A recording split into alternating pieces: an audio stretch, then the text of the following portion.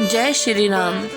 अब तक हमने सुना कि भरत को श्री राम जी अपने हृदय से लगा लेते हैं और फिर अपनी माताओं में से सबसे पहले अपनी सबसे छोटी माता कैकेयी को मिलते हैं और फिर सभी माताओं को समझाते हैं कि किसी को दोष नहीं देना चाहिए, ये संसार भगवान के अधीन है।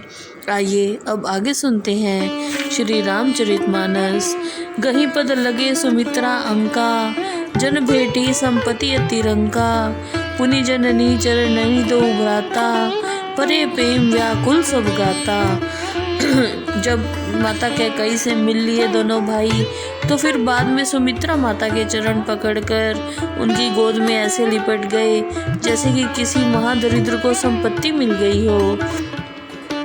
इसके बाद दोनों भाई माता कौशल्या के चरणों में गिर पड़े।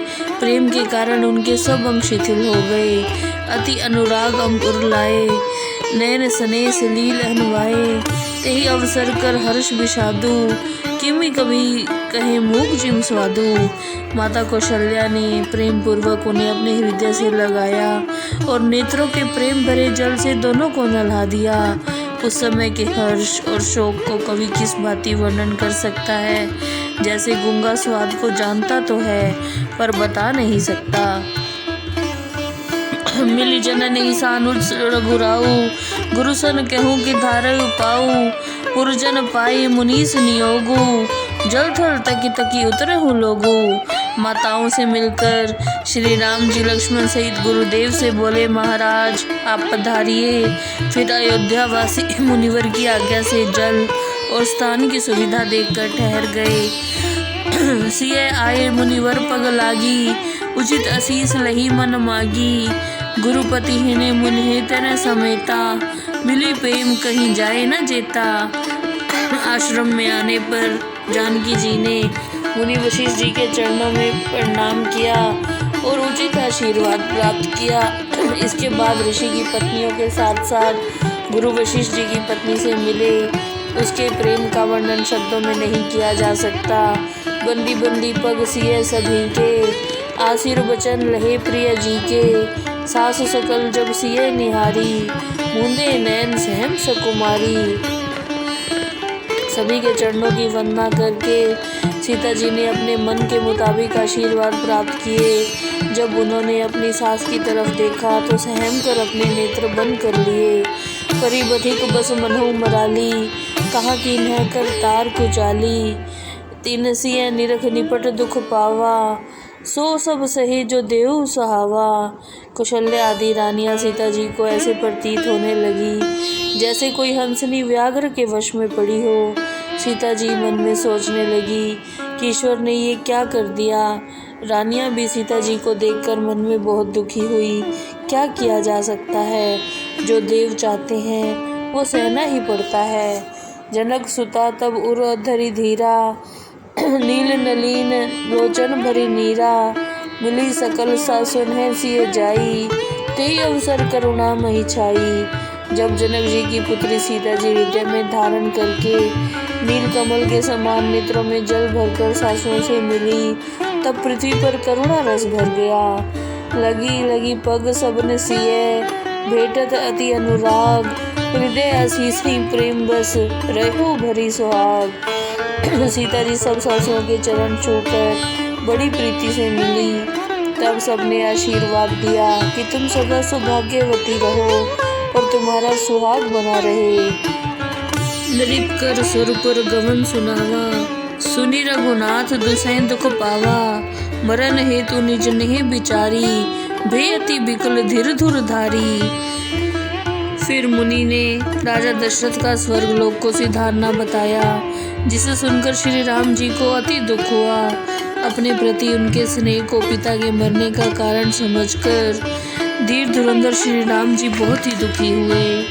कुलिस कठोर सुनत कटुबाणी, बिलपत लखन सिए सब रानी, शोक बिकल अति सकल समाजू, मानो राज अकाज हूँ आजू। वज्र के समान कठोर और करुणी वाणी सुनते ही लक्ष्मण, सीता जी और सब रानियां विलाप करने लगी। सारा समाज दुख से व्याकुल हो उठा, जैसे राजा आज ही स्वर्ग सिधारे हों। मुनिबर बहुरी राम समुझाए, सहित समाज सुसरित नहाए। व्रत निरंब तेहि दिन प्रभु कीन्हा, मुनेहु कहो जल काहू न लीना। इस पर मुनि वशिष्ठ जी ने श्री राम जी को भली भांति समझाया। तब उन्होंने समाज सहित मंदाकिनी में स्नान किया। उस दिन प्रभु श्री राम जी ने निर्जल व्रत रखा और गुरु वशिष्ठ जी के कहने पर किसी ने भी जल ग्रहण नहीं किया। जब सभी को आए 2 दिन बीत गए तो श्री राम जी प्रेम के साथ गुरु जी से बोले, नाथ लोग सब निपट दुखारी, कंद मूल फल अम्बु आहारी। सानुज भरत सचिव सब माता, देखी मोही पल जिम जग जाता। हे नाथ, यहाँ पर लोग बहुत दुखी हैं। ये कंदमूल फल और जल का ही आहार करते हैं। अनुज शत्रुघ्न सहित भरत मंत्री और सब माताओं को देखकर मुझे एक एक पल युग के समान लग रहा है। सब समेत पुर धारहि पाऊ, आप यहाँ अमरावती राऊ। बहुत कहूँ सब केहू उठिठाई, उचित होई तस करेर गोसाई। अतः आप सबके साथ अयोध्यापुरी को पधारिए। आप यहाँ पर हैं और महाराज स्वर्ग में हैं, तो अयोध्या तो सुनी पड़ी है। यदि मैंने कुछ अधिक ही कह दिया हो तो मुझे क्षमा करें। हे स्वामी, आप जैसा उचित समझे वैसा करें। धर्म सेतु करुणातन, कसना कहूँ अस राम। लोग दुखित दिन दुई दरस, देखी लहू विश्राम। वशिष्ठ जी बोले, हे राम, आप ऐसा ना कहें, क्योंकि आप धर्म की मर्यादा और दया के धाम हैं। ये सब लोग दुखी थे, इसलिए 2 दिन से तुम्हारे दर्शन पाकर ये विश्राम ही पा रहे हैं। राम सैल बन देखन जाई, जह सुख सकल सकल दुख नाही। झरना झरई सुधा संबारी, त्रिविध ताप हर त्रिविध बिहारी। सब लोग श्री राम जी के पर्वत और वन के दर्शन करने जाते हैं, जहाँ सभी सुख हैं, कोई दुख नहीं है। वहाँ झरनों से अमृत के समान जल झरता है। त्रिविध पापों को हरने वाली शीतल, मंद और सुगंधित वायु बहती है। चरनी सरोवर जल बिहग, कूंजत गुंजत भृंग। बैर बिगत बिहरत विपिन, भृग बिहंग बहुरंग। तालाबों में कमल खिल रहे हैं, जल पक्षी चहचहा रहे हैं, फूलों पर भंवरे गुंजार कर रहे हैं। बैर को छोड़कर पशु और पक्षी वन में विहार कर रहे हैं। निसी न नींद नहीं भूख दिन, भरत बिकल सूची सोच।